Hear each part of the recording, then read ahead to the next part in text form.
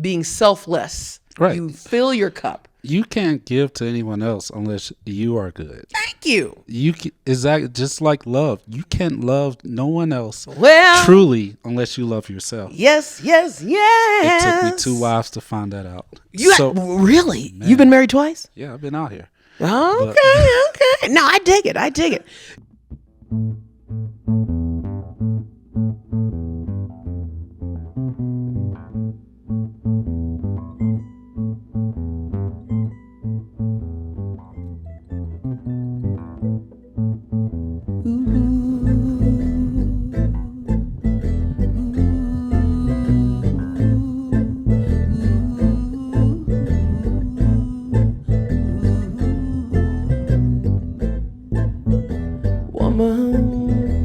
Woman, caring soft and free.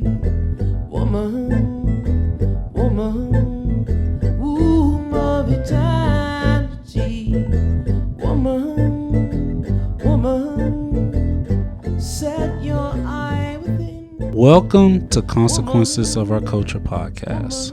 Today we have a special guest, and honestly, I wrote this intro and I don't want to mess it up, and it's somewhat long, so I'm going to read it, okay?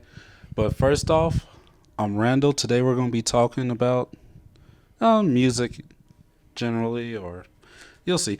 So today, as a guest, we have an amazing ambassador of music, someone who has dedicated her life to spreading the joys and wonders of sound. Well, she owns and operates a studio designed to teach and pass on her love of music. A revolutionary in rhythm, a maker of melodies, and a wholesome host of harmony. I would like to introduce the owner and operator of Urban Monk Studios, located in beautiful Fort Collins, Miss Saja Butler. yeah. Did I pronounce that right? Oh, it's Saja. It's all Saja? good. Yeah. My full first name is Saja Rosita, but nobody can say that. Well, So it's Saja. yeah. Well, I have an Alabama education, so Right, I this dig it. is the best I. It's all good. So how are you today? I'm doing good. It's Friday, and I had a busy week, and so it's nice to just have this whole weekend to not do any performances or projects. I just get to watch football and basketball. You watch football? Oh, yeah. Yes, sir. I am a fan. I'm in pools. I have been loving football since, my mom back in the day, when I was young. Our team was the Dallas Cowboys during Tom Landry days. Sorry to hear that. Yeah, I know. But no, not anymore. Yeah. I'm a Chiefs fan now. Then. Yeah. And I've had several teams, iterations, Steelers. Okay. And then, I've settled on 49ers because of Joe Montana, because I had a crush on him. And then, but the Chiefs have been, for the past few years, my team, because I'm a Mahomie, you know? Okay. You know what I'm saying? Pat Mahomes is. Oh, my cool. Lord. He is pretty good. He is solid, and he does great work for the community. He's like comprehensively awesome. Yeah. So I like, when people do the work and are awesome in their craft. Right. And I just love football. Well, and NCAA basketball, March Madness. So much so that I closed down on the championship. That's correct, sir. That's deep. Mm-hmm. Alabama's doing good this year. Yes, they so are. I'm a fan. Well, football, this is a little off topic, but I'm a fan of any professional team, Atlanta, any college team, University of Alabama. Okay. 'Cause you're a Bama. I'm University of Tennessee, so we might have some fighting words, son. No, especially at this past season. I graduated from UT. Really? Yes. That's crazy. Bama. So you're Bama. All right. Well, we'll do the interview and then we'll throw down. Okay. Yeah. Okay. That's cool though. That's cool. Bama's Tua. I still follow Tua at the Dolphins because he's just so solid. The Eagles quarterback. The quarterback. Hurts. He went to Dolphins. Tua was back quarterback for Alabama a few years back, and it was like blew him up. Tua Tagovailoa, I think his name is. Tagovailoa, Yeah. And then didn't he go to Dolphins? I think he went to the Dolphins. Yeah. But Jalen Hurts played for Alabama too. That's and right. he went to Oklahoma. Man, that brother is and then he solid went too. to the Eagles. You're He's right, a starting right. quarterback. Oh my and God. also the Patriots starting quarterback. Yeah. Patriots. A bunch of Alabama players. You know? Yeah. Alabama's running it, you know. It is what it is, though. No, I know. Respect. Right. So, are you? Well, I'm guessing you're not. You're not a native of Colorado. No, I am Southern, raised and born. In fact, my tattoo here is shape of Africa and the chicken leg, and it says Black Pride, Southern Fried. Wow, that's deep. Yeah, with the Kenyan flag. I was. Oh, okay. Yes. I was raised. I was. My major was religious studies, and minor is African American studies, and I got these tattoos during the time of studying about our culture. I was raised always educating about our culture, Black history, and everything. So I wanted to dive more into it, as well as music. And so in college, I kind of dipped into that. Took a break from music because I was classically trained since the 5th grade, but I wanted a little more academic, non-music thing. I was burnt out. So I just did that instead. Okay, I have a few questions. Yeah. So, where in the South? I was born in Virginia, Fort Belvoir Army Hospital. My dad worked at the Pentagon during the Vietnam War, and then was raised in Greenville, South Carolina, and Charleston, South Carolina, all my life. Okay, I lived in Savannah for about 7 years. Yeah. Okay. I was stationed at Hunter Army Airfield. Nice. Okay. Right on. Yeah, no, I've been to Charleston a few times. It's like a bigger Savannah. It's real nice though. Right. Exactly. Yeah, I love Savannah. Charleston. I want to actually purchase a house down near there when I retire. I just want to go back there. I want to have a house here and there. Like I love the coast and I love the mountains. So yeah, I'm planning on buying a house back home. It's in my original neighborhood, and I was gonna let my dad stay there. But that's Nice. beyond the fact. That's so cool. That's so cool. But yeah, I was raised in South Carolina and then went to college, University of Tennessee. Then at 29, moved out here. 28, 29. Yeah, moved out here 20 years ago. You went to a Colorado Contemporary Music College. Contemporary Music College. Correct. I went back to school at 35 to because I was classically trained, in clarinet, Right. and so that's melodic notation. I could read that very well. Made it up to number 1 in my state. I was like very highly competitive. Yes. Knew how to read music, all that kind of stuff. Was in marching band, madrigals, everything. But when I picked up guitar or banjo right before I left Tennessee, and guitar after I came here, I needed to know how stacked chords looked. And so I wanted to come back and immerse myself in studying that. Just kind of refreshing because I knew from right before I moved, I took banjo for about a year because I was like looking for a stringed instrument, and guitar was cool, but I saw the banjo in the music store. And for some reason, before I knew it was from Africa, I fell in love with it, and I was like having these, conflicting, like, what is a black woman doing playing the banjo? And so, but my teacher at the time, very mystical dude, I was there 1 year, 99, right before I left. I told him I'm leaving to go to Colorado, and he said, well, I'm going to teach you a few things because you will be teaching one day. And that was in 99, and I opened the studio in 2007. So he knew something I didn't even know, just seeing what I was doing at the time. And so I went back and I started feeling that. So I went back to school to study that. When you want to do your craft, you constantly refresh yourself, right? And so that's what I did. And I graduated in August 2007 and then started November 2007, the studio with one student, my neighbor across the street, who was just like, well, I've always wanted to learn guitar, but our lesson was supposed to be half an hour, but because she was my friend, we drank wine and learned 2 chords, and I get that. That's how it started. But then, 15 years later, it's now named one of the top studios in Northern Colorado. So. Oh, I believe it. Yeah, so. Oh, that's crazy. So you spoke of banjo. What is Afro banjo? Is that like the style of play? No, that's me. But Afro banjo, yes. I took that from the banjo. If people don't know, it is from Africa, from the Senegambia region. I didn't know that. Yes, sir.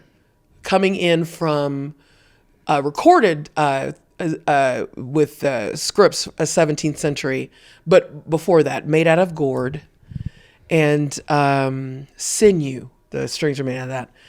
And there's a style that they played, which was a frailing style, which is what I teach, the climber, the original style. Came over during the slave trade. Wow. Black folks were playing it here. And this is why the minstrel days stopped the banjo. Duke Ellington, before that, had banjo in his first orchestras, jazz orchestras. Okay. New Orleans bands had the banjo. Very cool instrument, but due to the racism after slavery during the minstrel days, we were having power, of course, and Southern whites decided to, imitate us with blackface in the banjo and watermelon, right? Right. And so we were discouraged and put the banjo away for a while. And then a few decades, went underground with it or stopped it. And so we, have been having a resurgence. It was consistent, but mostly recently in the 70s, 80s, 90s, and especially in the 90s and early 2000s with the Carolina Chocolate Drops started doing that. Rihanna Giddens. That's their name, Carolina Chocolate Drop? Carolina Chocolate Drops, yes. That is Rihanna Giddens' band. They surfaced up and were like, you know what? We need to bring back our old-time instruments. These are our instruments. And so, that made a resurgence early 2000s. And it was awesome for a lot of us who play banjo. There's even a Black Banjo Music Association in North Carolina. And we just are bringing back the history. People don't, even down south, have no idea. Whenever I go to a show, I always say, did you know the banjo's from Africa? Anytime I teach, did you know the banjo's from Africa? People are like, what? This is how much the history was suppressed, right? Right. We brought that over and we lifted that up, and it was so good. Southerners picked that up. And Earl Scruggs even designed a three-finger style that is very prevalent in bluegrass today that you've heard in the 1940s. And all that came from Africa. Wow. Yes. That is something. You have a deep knowledge of music. Well, it's what I do. And if you want to see actually a really great movie or documentary about it, Bela Fleck from Bela Fleck and the Flecktones went to Africa and actually, went and retraced the path of that in the regions that we're talking about.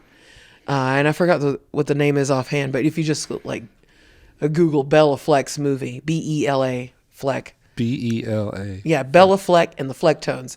If you've heard of, I don't know if you've heard of Victor Wooten. He's literally the number one bass player in the world with the way he plays. He's a black bass player, and he's just amazing. And now does his own various projects and stuff. He was in that band, and his brother taught him. And he's written books about music in the sense of the music lesson, spirit of music. Okay. Incredible artist, and he also uplifts and talks about the history as well. But it's really cool to see musicians of different races uplifting each other, because honestly, it's like one of the only crafts that authentically in a present moment people integrate, right? Right. Music, it's the most beautiful form of expression. Exactly. It is an unconditional love energy. Yes. Because if you think about it, everyone, no matter who they are on earth, of any political affiliation, race, gender, what have you, goes to music to feel good, uplift, to get angry, whatever they need to. Yes. And it's always in the present moment, right? Music is always there for you in the present moment. When I tell people and I teach people about music, that is the number one thing I tell them. It is a beautiful energy of unconditional love in the present moment, where if you listen to it and allow it to happen, nothing else is there. So you can have that moment to live a habit of present moment more often in your life, right? No, that's pretty deep. Thank you. Pretty deep, pretty early. Pretty deep, pretty early. So you speak on your love of music. When did this start? What attracted you to music initially? You said in fifth grade. Yes. That's when you started classical music? Yes. But I had, I was raised, my parents are very academic. My dad is a computer scientist, mathematician. Okay. And my mom, who just passed recently, who's an art superintendent, very well known on the East Coast with art. And Sorry it was for your loss. Thank you. Yeah, she was peacefully done. She was just at 80. Like, okay, died peacefully in her sleep. Okay. Amazing artist, and taught us. So I had a perfect right and left brain academic household, and also a very solid spiritual base where we were taught about divine light, and we were asked to question, right? It wasn't like this, my way or the highway. Right. It wasn't like, this is it. This is what you got to do. Exactly. That's honestly the best way to come to a belief. Amen. You just, you could do your own research. You're there to choose your own. But yeah, I get absolutely. And even like we had moments, I had moments even in college, ironically being majoring in religious studies where I was atheist. I had to reset, right? You have to go out to come back in. But I was raised to have those questions, to question, and it was the most awesome experience. I realize now, I thought everybody had those experiences and wondered why people were so limited in their beliefs, because I honestly had this bubble of like, why don't you like everyone? Why don't you think for yourself? You know what I'm saying? Because we did. And so at the Black Baptist Church, Southern Black Baptist Church, we were like, well, church camp, you know how it is. Lord of mercy. Oh, yeah. I went to a Black Baptist church. You know what I'm saying? Yeah. Why is it so long? Why is the preacher keep yapping?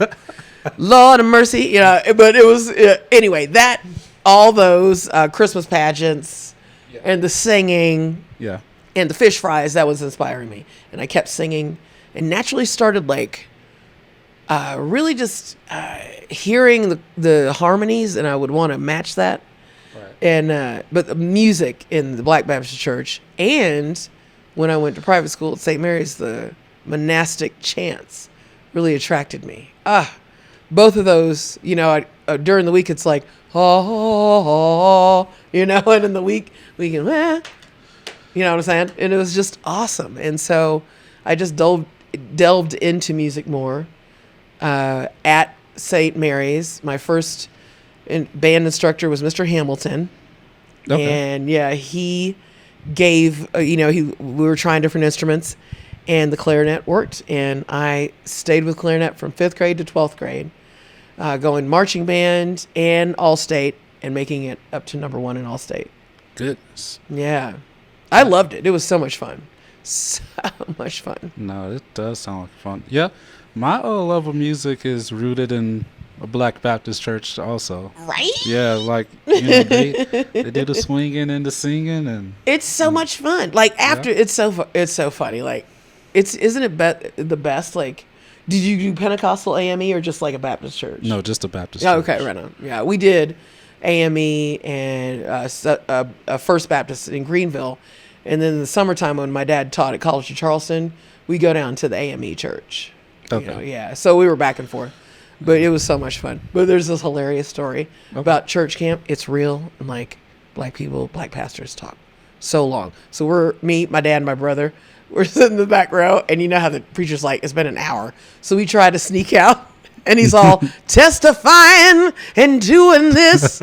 Then he looks at us and he's like, where you going? Sit back down.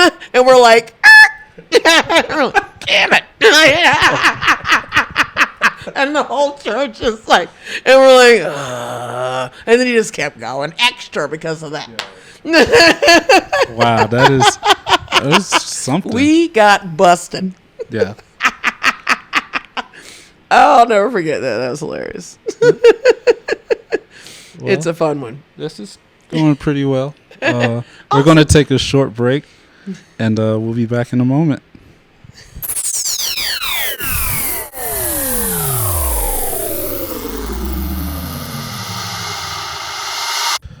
All right, welcome back. Woohoo! We are we're interviewing Miss Butler. I don't want to mess up your first It's name. all Saja. Saja, yeah, that's Saja. correct. Yeah. Okay. It's Saja, but it's pronounced with a little softer J, Saja. And Saja. it's Korean for lion, if you ever need a lion in Korea. Just call out my name. You know what Randall stands for? What's Randall? Me neither. I don't know. Oh. But That's deep, dude.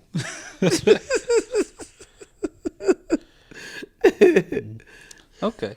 And you play a multitude of instruments. I do. Pretty much all of them. Mm-hmm. Correct. You played a guitar, Except for boat instruments. Oh, banjo, ukulele, piano. And you played drums? I can play some beats, but not like, Okay. I can keep a beat if somebody needs something to do, but no, I am ashamed to the black community in that respect, because the drumsticks, if I get a little crazy, fly out of my hand. Okay. I'm like, boom, back to that, ting. Oh Lord. Okay. What's your favorite instrument? The banjo? Banjo. Yeah, Afro banjo.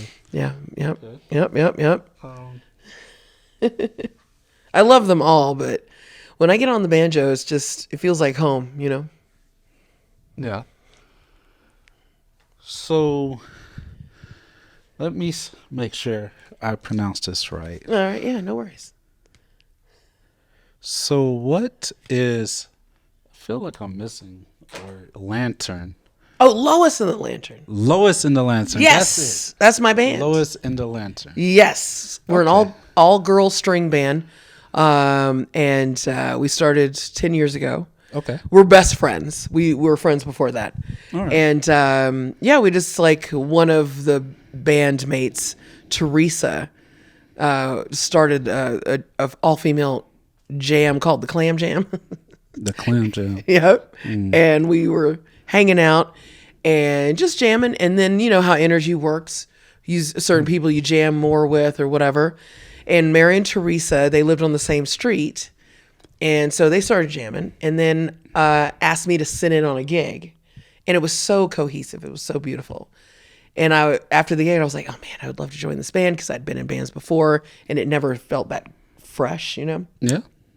And they were thinking the same thing, and we were both afraid to ask each other. And one day I was like, if you're ever looking for somebody to join the band, I'm interested. And they're like, oh my God, we wanted to ask you. So, Okay. and then our friend Tara, bassist, lived across the street from me. We hung out, and then she joined as well. So That's pretty cool. yeah. Especially do it with your friends. Exactly, right? Yeah. And we're all 4 different personalities and women. And, stereotypically, there's a lot of competition within women, a lot of cattiness, we want to be and have been with lessons between ourselves and reflecting in the community with music. We want to be the experience of uplifting each other and women in the community. And so that's what we do when we hit the stage. We always cheers each other, and right before the show, people see that and they see our camaraderie and how tight we are. We just won 2nd place in this festival down in Golden last week. Yeah. Oh, last week?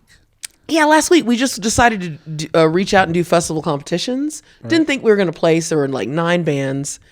And all 9 bands played. And then we're like, okay, we'll see who's going to be playing for the finals. And it was us and this other band. And we're like, they're like, you got one more in yet? Because, you're up. We're like, what? So, yeah, there was down to the 2 bands. And yeah, we got 2nd place. And the first band had like 53,000 followers. And like, we have like almost 1,000, So wow. It was like, really? Wow. But we are good. We're very tight. So if you are wanting to check us out, Lois and the Lantern.com. Lois and the Lantern. You guys went on tour last year? We did a small tour. Yeah, we did. Oh, was that last year? The pandemic has thrown. I think it was. I think it's 2020. Yeah. We went somewhere, and we had yeah, we did that and had fun with other bands and enjoyed that. And I also did a solo tour up in Michigan, did my first solo act. Really? As well. Yeah, I do both. I want to, because my solo stuff is more soul, Southern. So you're like a John Mayer type? Yeah, you do exactly. Yeah, I have the two. John Mayer tour and the Dead and Company. Thank you. Okay. Exactly. Lois and the Lanterns is my black neck side. You know Your what I'm saying? My black neck side. Your black neck. I'm country as all get out. South Kakalaki. You know, I'm You from a think you're family of country? farmers, you know, and You don't really talk country. oh no, I don't hear it because my parents were like very, you know, into Articulate. enunciation and Yeah. yeah.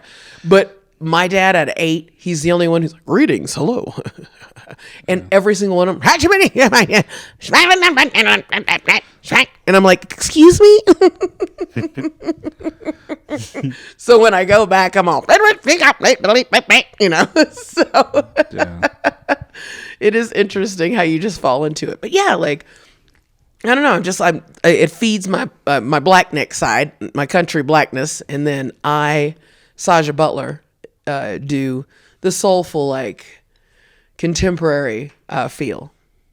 Okay. Yeah, it's good to have those avenues because I notice as I got really good at music, it really is true about the 10,000 hours mastering your craft. Right? Have you ever heard about that?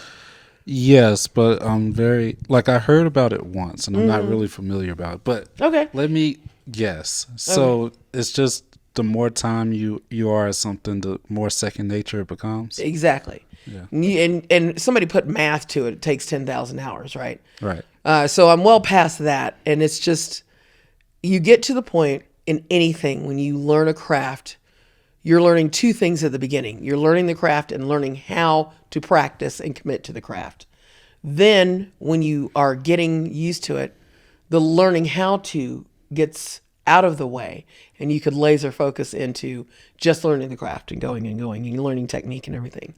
And so that was 5th grade through 12th grade, right? Yeah. And It's a then, long time. yeah, it's like, you know, a lot. And so then I had to relearn the craft, another 10,000 hours for banjo and music business, how to run a studio. And so I did that in, you know, it's been 15 years of that. So, and I've been in 6 bands since then, knowing how to do rehearsals, knowing how to do music lessons, instruction, flashing through different keys, learning how to, somebody brings me a song I have to learn in 30 seconds. So I teach them, right? All these like minutia techniques Right. of like, to where right now, if somebody shows me a song, I'm like, how do I play this? I can instantly tell them within seconds. That took those 10,000 hours. Yeah. You know what I'm saying? Because I had to hear songs. Excuse me. I've played like tens of thousands of songs at this point. And there is a pattern after a point. And I've played these tens of thousands of songs and sung these tens of thousands of songs with the students, with the bands, with myself, church. I played for the Mennonites. You know, I like to, anybody who wants my gift of music, I give it to them, you know. Like, I get that. You're like a freelancer. You're out here everywhere. Yeah, I do music classes and lectures in high school, in elementary school, and colleges. And yeah, it's just fun. Spreading the gift of music is what it's all about. Excuse me. Okay. So, Urban Monk Studios. Oh, yes. Yes. What inspired you to just go ahead and, you know, open your own studio?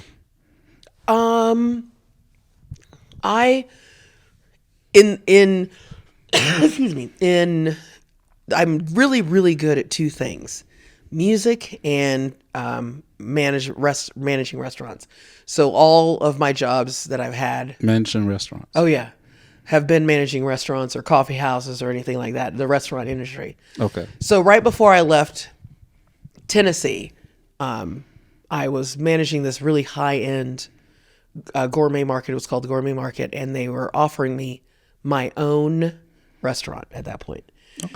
And I never have had to put in a resume. Just people knew who I was, you know, and I could do anything and everything in the kitchen or the back or the front.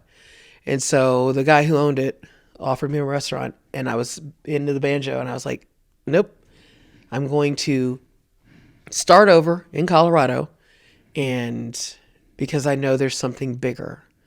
I know that I have to do something with music. And so I quit that job I would be set for life, came here and started working at the Salvation Army at $6 an hour. Because Whoa, once $6 an hour? I had to get something. I was like, I had just moved to town. And that's the one thing you need to recognize. If you have the energy of success, no matter what happens, if you change and you have to go down, if you have it, you'll always come back. And I remember saying that when I was at the thrift store, sitting here ringing up people. I was like, I'll be back. And I only had to work there a year. Then I was at Nature's Own, the rock shop downtown. Yes. And then I was at the co-op and, kept getting higher per hour salary. When I felt comfortable enough at the co-op, I went back to school and I started working music jobs at that time and everything. During that whole experience, I have a spiritual calling. When I first moved here, I thought I was supposed to go and be in a nunnery. I thought that for some reason I had the spiritual calling. I was like, I have to do that. So I went and checked one out, and I got this message. It's like, that is spiritual escapism. You have divine insight that needs to be shared with the public.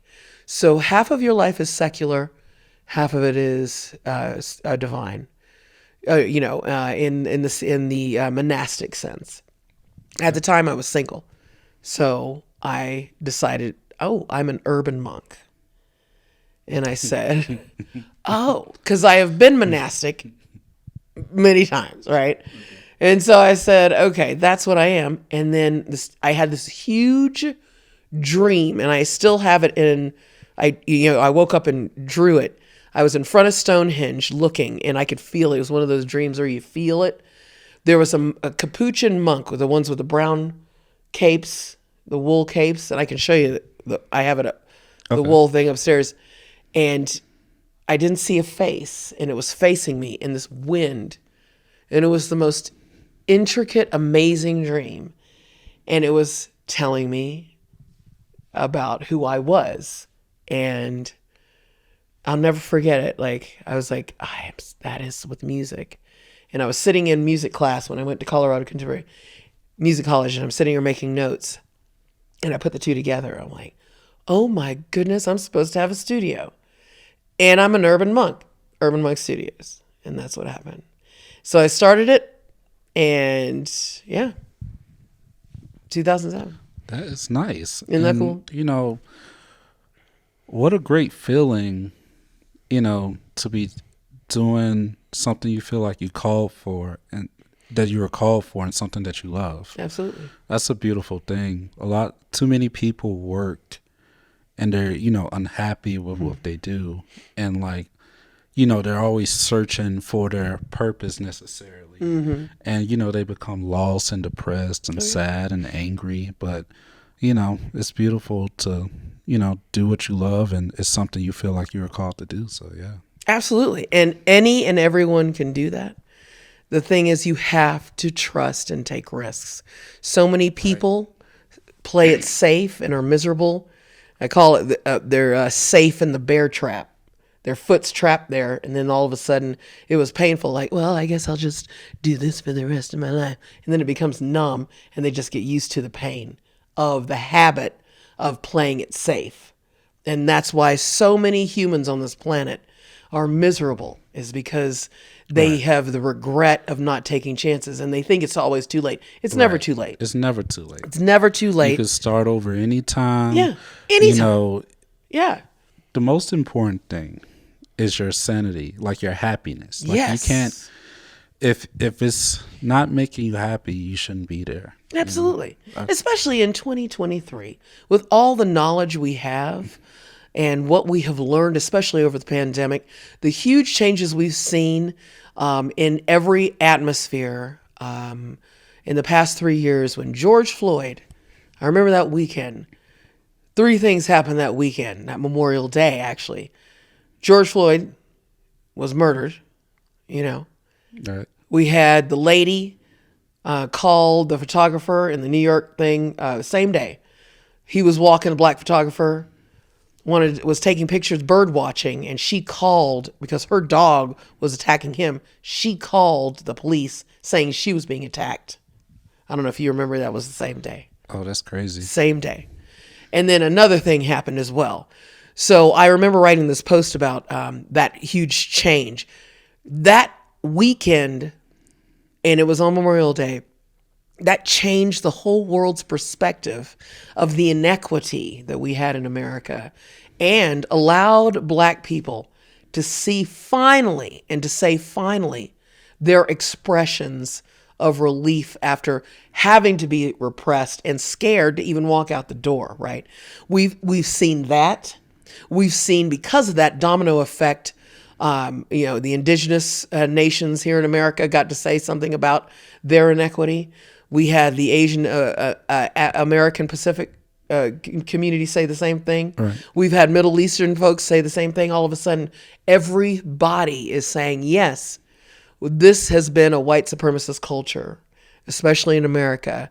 And all my white friends, I was having to see them go, what? Really? It's that bad? Even though they were liberal and open-minded and everything. Right. So we had all these things happening. And in that, music was just like powerful. It was a showcase. And we need to recognize in 2023, we finally, all of us, back to the original point of what we're talking about, have an opportunity to really be our true selves. Like, it is the earth's shift and command that we be our authentic selves, because it's too much of a loop that we've had on this planet of learning something and then denying it, learning and denying it. There is no escape anymore. Mother Gaia, even herself, is like, if y'all motherfuckers don't get this, you know what I'm saying? Like, wake up. Okay? We evolve, but we have to break down to break through. And that's the problem. Many people don't want to break down, because what happens when you break down, you see how much pain you've been carrying, how much rent of someone in your space in your head for someone who hurt you a long time ago, trauma from family, trauma from the past. We see how much we're holding on to that, because that's like our little badge. Like, I'm a victim. I'm hurt. Even though this is way, way past, I'm hurt. Right. And I'm making you pay for my pain. So it's a safe thing. It's understandable. Like, it's hard to release that. I had to have I remember the biggest nervous breakdown, and I've had them subsequently for 15 years. Okay. But the worst one was when I started the studio, 2007. April 2008 was when I was working at the co-op at the same time, doing another job, guitar, trying to really get out there. Nobody ever saw me. I was like, I'm going to take a risk. Paychecks. I never realized, like, I won't have a paycheck. When I got my last paycheck at the food co-op, I was like, oh my God, I don't have any more paychecks. I have to make the money. And it freaked me out. Like, I don't get paychecks. I have to create income in the studio. Right. Like, from the people who come here. Like, there's no other boss. I'm the boss. And it hit me, and it freaked me out. And my computer science dad never calls. I always call him. And he called me this, for some reason, like minutes later. And he's like, hello, Saja. I was just calling because I felt something was wrong.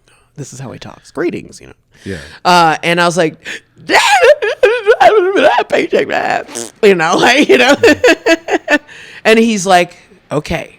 And he let me just talk and cry and scream and break down. And that's the thing. He let me do that, He let me just break down. And then he was silent for a second, and he said, okay, well, here's what I'm going to do. I'm going to give you some money so you can have a moment where you can focus on your business and not have to worry about bills. So he sent me $2,500 so I could just like go a couple of months and not have to worry about anything and focus on my business. And that saved my life. Like, because I just, that perspective of paycheck where you work for someone and when you're starting a business, it's all about you, is a huge difference. Yeah. You know, you have to take those and you have to break down. One of my favorite quotes is, only when your sickness appears does your sickness disappear. It is Lao Tzu. And so when you release that, when you're allowed that vulnerability, when you're allowed that breakdown, you can break through. And I'm wanting to be and continue to be an example of that. I show my vulnerability. I show my pain. I show my joy. And because of that, 90% of the time, I'm very joyful and my life kicks ass. Yeah. You know what I'm saying? It's good to be positive. Even like when there's, negativities, you smile through that. Yes. You get through that. You always think like, okay, this is something, but it always gets better. Like It life always is a constant, does. it's a constant waveform of like going down and going up, going down and going up. There's going to be Exactly. periods when you're down and there's going to be periods when you're up. Absolutely. But if you could accept both of those, it's easy. You get It's- through it easy. Thank you. You know? This too shall pass. Yeah, We've been taught that. You look, exactly. I say Right. that all the time. You look at life in a totally different perspective. Yep. It's like, oh, well, my car broke down. Well, I guess, I'll have to work a little harder for a little that while fixed. and then Get it'll it be up. fixed. You Right. don't like necessarily get depressed or break down and be like, oh man, what am I going to do? I'm never gonna have a car Everything happens again. to me. all of that stuff. You got to be a positive person, knowing that, life's going to throw you curveballs. It's just Yes. how you react to those curveballs. Exactly. That's exactly it.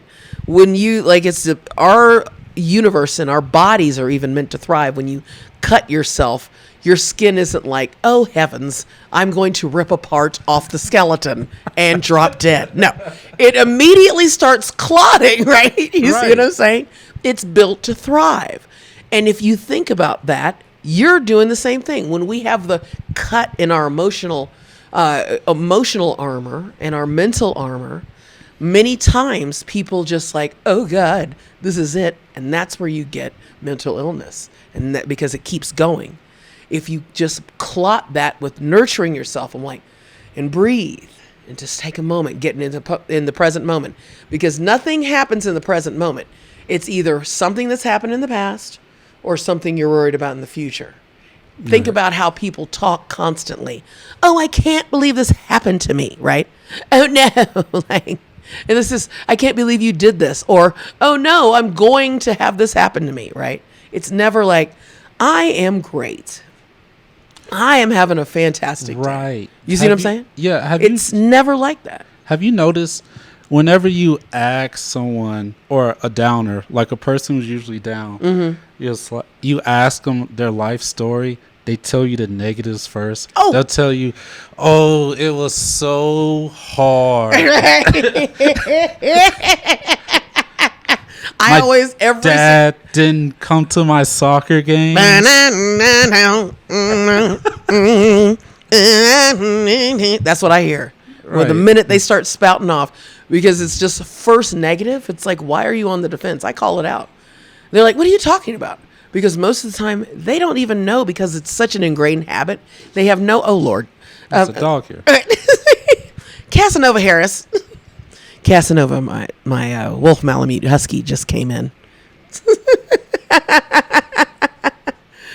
But yeah, most of the time it's like a badge of honor to to have that negative, right? Right. It is that, because it's also a distraction.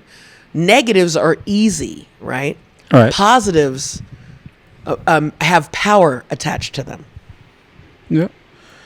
Well, we're going to take a break anyway. It's not because of the dog, though. The cameras are going to time out. Oh, okay. Yeah, no. We'll be back shortly.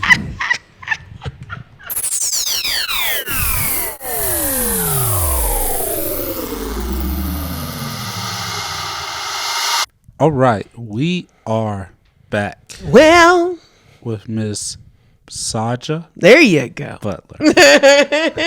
All right. And so, Urban Monk, what is the hardest part about running it, the operations of Urban Monk? The admin part, the administrative part, because I have to do all of that as well as prepare for lessons and teach all the lessons and play and practice as well. So the emailing, the websites, even after 15 years, I still do that. I recently got a grant coming to me, which will allow me to have delegation on that, hiring people outside, which is nice, but I still love designing the website. Oh, so you could hire people to do your admin stuff? Yeah. Oh, just that's nice. just the website stuff. I still want to do my own emailing and all that kind of thing. But my friend Mary owns Nerdy Mind, a bandmate, and she's really good at that job. And it's important in business to delegate things to others, right? That you really aren't the master of. And she is the master of networking and websites and app development. Okay. And so I'm like, great, it's worth the investment. I could write it off and it uplifts the studio, right? And supports my friend's business. So it's a win-win all around, right? Yeah. And so, with that grant and subsequent grants that I'm applying for, I'm doing that. But that's the most annoying part. The emails, dude. So many emails, man. Yeah, I'm not good with emails. Me neither. So what I do is that Yeah, what do you do? I'm basic when it comes to emails. I'm basically a pack rat. I'm basically a hoarder. Like I'm afraid to go and delete. Like I'll build up some and I don't want to go through and delete them. It'll get too far gone. Really? And I don't want to go through and delete them. So I don't know. If it's important, I'll start. Right. But yeah, and I also have multiple emails. Oh my gosh, are you serious? Oh, yeah, isn't that normal? I think so. I only have 2, and because I'm like, no, Urban Monk Studios and my personal. I had 2 in high school. I have if it's very important, I'll forward it to all the emails. How many emails do you have? I'd rather not say, but it's at least 8. What? Including my work email. 8 emails? Oh God. Yeah. Well, no wonder. Yeah. There's a. Oh my Lord. I'm not gonna say my emails on this, but it's a lot of them. That is insanity.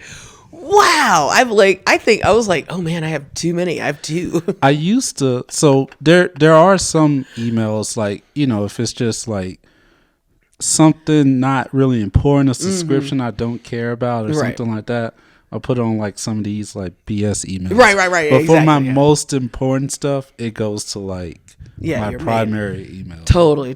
Yeah, you got a burner email for all that junkety junk. Yeah, I dig that. Yeah, that was my old Hotmail account because it's Hotmail. You know what I'm saying? It's yeah, I have a old Hotmail account. That's a good one for just for those junky ones where they just have to, Yeah. You're like, I don't want you talking to me. Yeah. That is hilarious. But yeah, tell me about Alabama. I'm where are you from in Alabama? Me? Originally, I'm from Montgomery, Alabama. Okay. Capital of Alabama. I've been there. Oh, yeah? Oh, yeah. I drive. I used to drive through there. My dad lived in Louisiana for a while. After my mom and dad got divorced, he got a job there. Right. And from Greenville to Natchitoches, Louisiana. So, yeah, I just sailed through Montgomery. I get that. Yeah. So you guys were on 10 and you guys went up 65. Oh, it was me. You? Yeah. I drove by myself. Yeah. Okay. Yeah, I love road trips by myself. It's my dad gets very nervous about it, but now he's so used to it. And he's like, just tell me when you're there. I don't want to know when you're on the road. Yeah.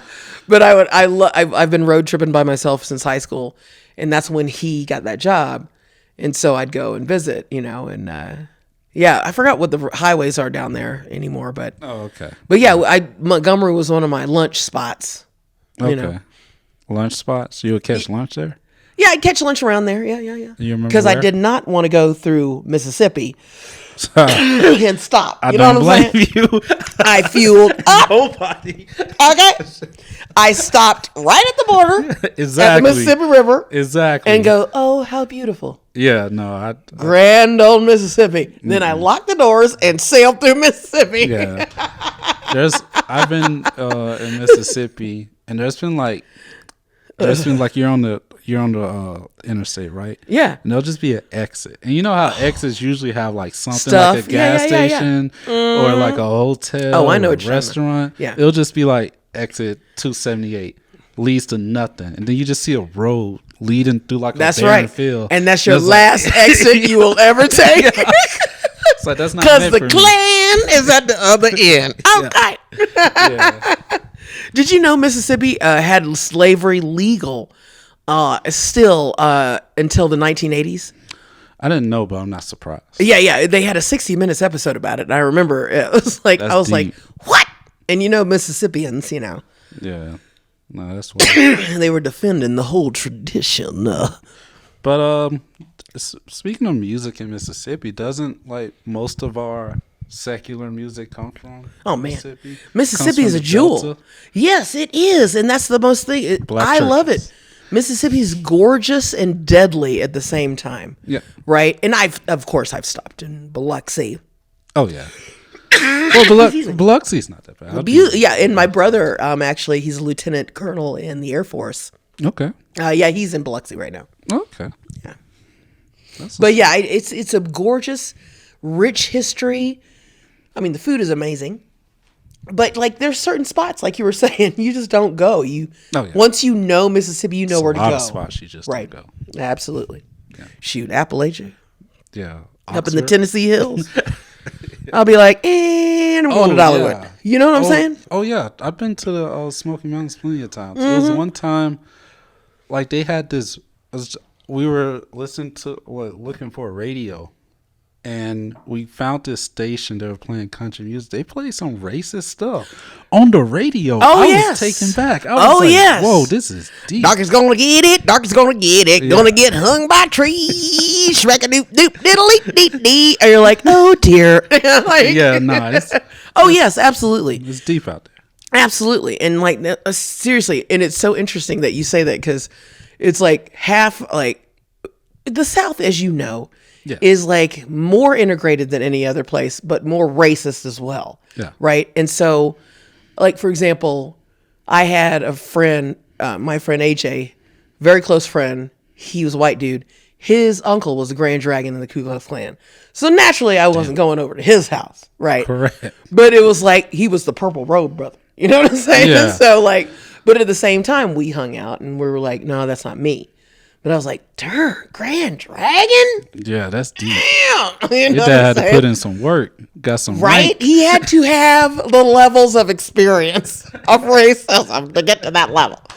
Right, I'm saying? And then like in Tennessee, I'm sure you had this in Bama too, like the marches, the KKK marches. Did you guys ever have those? Yeah. Where you had to shop the day before because your ass was not going outside they have a right to assembly. And for those who have no idea, the Ku Klux Klan would march every now and then just to showcase their dominance in a parade. And so the most disheartening thing was seeing their brown horses in Klan's robes, right? And the babies, the children in Klan's robes. It's like, man, y'all are... And so, yeah, like, but that's how the South is. But at the same time, it's like all of my most diverse friends were in the South. Yeah. You know what I'm saying? We have this huge dichotomy down South that is makes it so rich. And it's because of George Floyd and all these other things that have happened recently. It's the place where we are healing first. And I'm seeing that in my friends. I'm seeing that down there. But you're also seeing, because of that, a huge contrast of those trying to fight for the old traditional standby, right? Because that, I feel like racists and people who are extreme in their beliefs, whether it be religion, politics, race, or whatever, the only reason they are that is because they have no personality of their own. They've attached it to this, right? And so you take it away at age 30, 40, 50, 60, 70, 80, they're having to redefine themselves. And that's a scary thing to do. But it's, again, you got to break down to break through. But you're seeing that in general anyway. So why not just try it? Like, it blows my mind, racism. It blows my mind because music, I see people who are so racist listening to like hip hop. Yeah. You know what I'm saying? And like It blows my mind too. Yeah. black gospel. And I'm just like, but you don't hate what? And they're all like smacking and mash, none of my nut. I'm like, but I don't get it. And so it's interesting how music, again, we go back to that, has that opportunity to reach in to show them that all of us are here anyway. Yeah. We're all doing our thing. Why do you think something's going to get taken away from you or your power when you yourself are listening to this music, eating soul food, right? Eating Mexican food, hating Mexicans, right? Right. You see what I'm saying? I Like, see that it in the doesn't South, yeah. make any sense to me. Like, doesn't. I just like, You know, like yeah, you know what I'm saying? a lot of times, like they'll preach like, oh, you know, they're gonna exterminate our race. Like they'll wipe us out because of like all this blase. We're not even thinking about that shit. We don't have time. We don't give a fuck about that shit. We're chilling, man. You know what I'm saying? And like, if they did wipe out every ethnicity, all the restaurants would be tasteless. Okay, Right. Because we got flavor. All right, soul food, all the things that are talked about hip. that the other day. Yeah, all the things that are hip and cool started as poor people food. Hush puppies, for example, were started during the slavery times when blacks were taking out food from the kitchens, if you didn't know. And the dogs would be out there. They would fry these dough balls and throw them to the dogs and go, hush puppy, and be able to take some meat out of the kitchens. Like that is now like, oh, it's a thing, right? Yeah. All kinds of stuff. Macaroni and cheese. Good Lord. How much that was poor people's food. Tacos, burritos. Yeah. All these are stuff. Now artisan affairs. Yeah. It's just like we need to embrace each other because our foods and music, our lives are delicious, integrated. I honestly believe we were meant to combine, to constantly combine. Like when you overbreed a dog or something, and you just breed the same dog over and over again with its like cousins and stuff. Lord have mercy, they're so stupid. Just humans. When humans breed with their cousins, it's nasty, but they have some type of genetic defect, mental defect, and they're great. If you've seen the Appalachian folk come down from the hills, they're actually great. And some of the most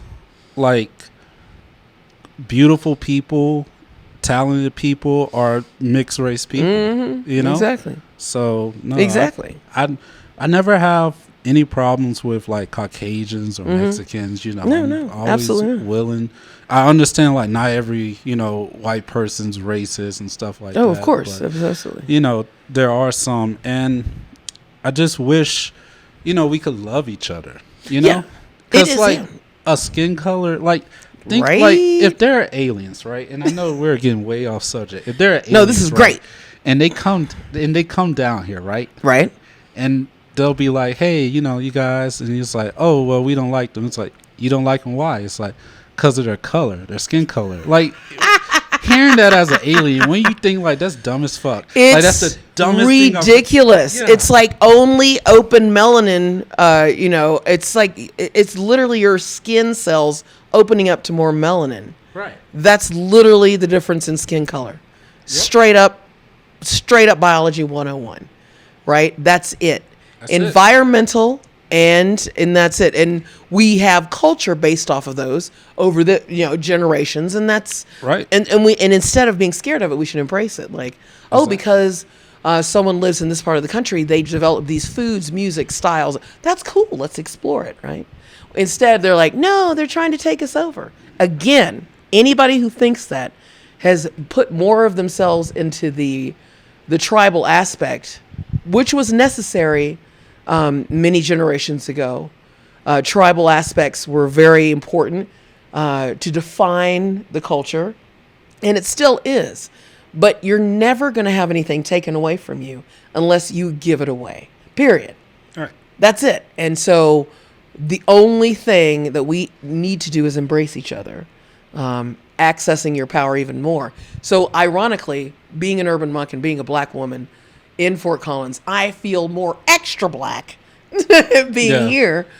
And it really allows me to be more integrated. My twin flame is a Swiss redheaded white Viking. You know what I'm saying? Okay. You'll probably see him when he comes in. Okay. Beautiful guy, amazing soul.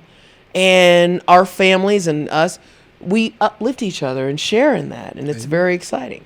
But it makes me even more proud to be culturally who I am and the color that I am, just because that's why I was raised. And so when you have an environment where people lift that up, which again is the example of Urban Monk Studios and myself and our families, you allow people to live without strings. And without strings, they can identify more with their own selves, right? When in society, when you're walking around on the planet every day, do most people, if you think about it, most people don't have moments where they can just be themselves without some agenda or someone asking them for something, right? Right. And so when people walk in the studio and they walk into my life because of my high boundaries and what I have, and this ain't my first rodeo on planet Earth, I know, like, you can just be yourself because I'm not going to take anything from you. I'm uplifting because I want to get to know you. I'm excited because you are a human that has crossed my path. Who are you? How are you? How the heck are things going, right? Yeah, I just want to know. And that's it. So you get a moment, half hours lessons here at the studio. People have a moment to just be themselves and play music. Amen. No, that's a beautiful thing. You definitely have something great going here. And thank you. I'm, glad to be a part of it. I'm also glad that you accepted, my invitation to interview. Heck yeah. Yeah, no. You seem like a cool dude. The email was very nice, I try. I am, at work I am very professional, so I'm used to typing those types of emails. It's true. Yeah. It's true. The secret to those, with email correspondence and texts is to be professional and then also show a playful side, right? Yeah. Because people today are very anxiety ridden. Yeah. Because they either have one or the other. And I tell people you can be professional and still throw down. And we have this bipolar society that every aspect, political, racial, spiritual, has taught us to be very fanatic, very loosey-goosey or uptight conservative. If you're moderate in every avatar, exactly. And every leader has told us, in moderation, you thrive, right? And so I know how to run a business. It kicks ass. I can play instruments in 11 different keys, 5 days a week, all that. But, I also know how to just have a cocktail with my friends and say, what up? You know what I'm saying? And just chill and have fun and enjoy life and meditate. Fill my cup. Enjoy me so that I give from the overflow. And that's another thing. We have to give to ourselves first. People call that selfish, and it's not. It's being selfless. Right. You fill your cup. You can't give to anyone else unless you are good. Thank you. Is that just like love? You can't love no one else truly unless you love yourself. Yes. It took me 2 wives to find that out. Really? Man. You've been married twice? Yeah, I've been out here. Okay. No, I dig it. No, it's true, right? And thank them for that, because it's like, oh yeah, you know what I'm saying? You learn lessons from each other, and that's what, instead of carrying that bitterness, you learn lessons. And you, do you have someone now in your life? No. Okay. You're just you're on the march. Some people think they're in my life, but okay then.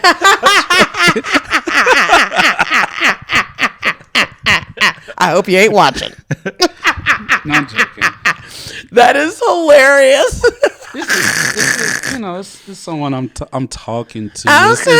It's very in the early stages. Well, take your time and have fun. Have fun. My twin flame and I just recently reconnected this year after being in college. Twin flame stamped in college, and it took us 28 years to be together, and we're going to be together for life. But we had to go through all these people to have the moment where we're both like, you know what? I'm finally myself, and we get together, and we got together. I think it was in April, and it's been like he was living in Ohio, I was here. Boom.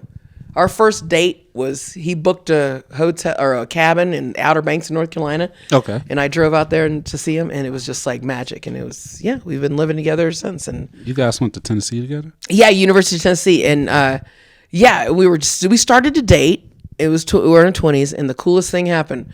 We were like asleep one night in my apartment, and I had this dream where this blast of light came out of him and came into me, and it was like, and it literally woke me up like, and I was like, what?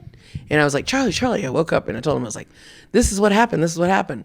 He goes, I just had the same dream. And we had dates, but it wasn't time until 28 years later after we got to know each other. So you never know. Like, just take your time. Just take your time. We're best friends. We have fun. He's a lead carpenter, fantastic woods worker. Like, we both have our identities. We're both self-loving. We fill our cups up. And that's what a relationship is. And we argue, and like, we need space and all that, but it's always That's a healthy thing. Like, Yeah. and I was talking to my friend about that, about like dating in your late 30s, and everyone, you have your stuff together. No one's codependent. Right. Like, you're legitimately there Yes. because you love them. You don't have no other reason to be with Thank them. you. Yeah. No. Yeah. That's definitely a beautiful thing. That's wonderful. Yeah, You should. Most people start to know themselves around then. So, Exactly. Just have fun, like, seriously. And always fill your cup up first, because you know in your heart whether this person is right for you or not. They're soulmates, and they're twin flames. Soulmates are very connected like twin flames, but they're there for both of you to learn and grow with each other and then move on. Your twin flame is who you end up with, right? Okay. And so, like my grandma used to say, just ride the train until it's time to stop. If you want to get off, get off. But if it's the right train, keep going. Keep going. Well. And that's all the time we have today. I hope you guys took something from this. It was a very good interview. Such a really pleasure. Thank liked you it. for having me, Randall. Well, thank you. And, I hope you guys are out there and you guys make good decisions. I'm Randall. I'm Saja. You guys have a great day.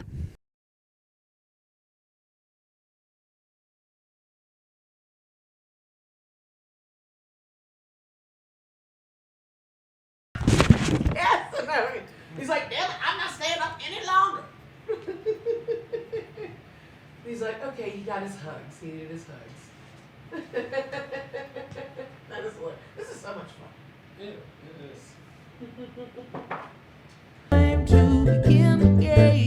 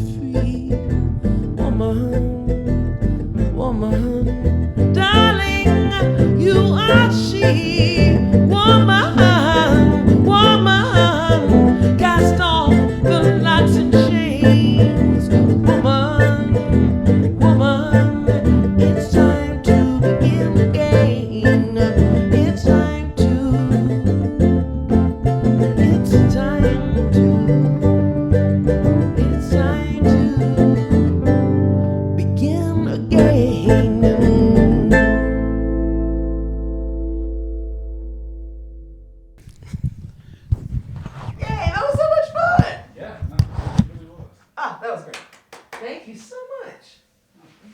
That's all. Let me know what, where, when that is, and most definitely. this is exciting. Yeah. 2 wives? Oh yeah. How long? Like each one? How long were you married to each one? The first one was like 7 years, Wow. but 8 years on paper. Right. And the second Wow. one, we were together for 3 years, but we were only married